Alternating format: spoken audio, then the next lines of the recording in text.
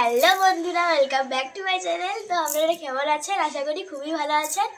আমিও ভালো আছি। তো গাইস, আজকে হলো সানডে, তো ভাবলাম মন্দিরে গিয়ে পুজো দিয়ে আসি। তো মন্দিরে যাচ্ছি আমি, তো সেখানে গিয়ে আপনাদের সঙ্গে কথা হচ্ছে।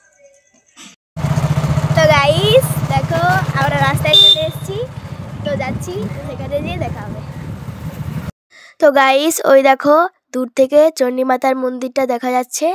তো চণ্ডীমাতার মন্দিরের সামনে গিয়ে দেখা হচ্ছে। গাইস দেখো, আমরা মন্দিরের সামনে চলে এসেছি। এই দেখো, চূড়া থেকে নিচ পর্যন্ত আমি পরিবেশটা দেখাচ্ছি।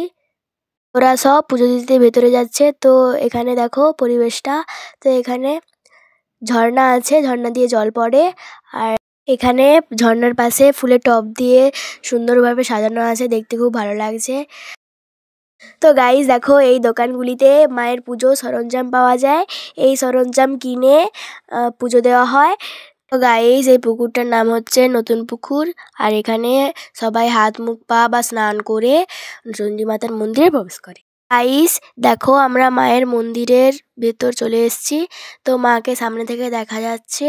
আর দেখো, আজকে রবিবার বলে অনেক মানুষ পুজো দেওয়ার জন্য ভিড় করেছে। গাইস, আমি এখানে মায়ের মূর্তির সামনে ঘন্টা বাজাচ্ছি।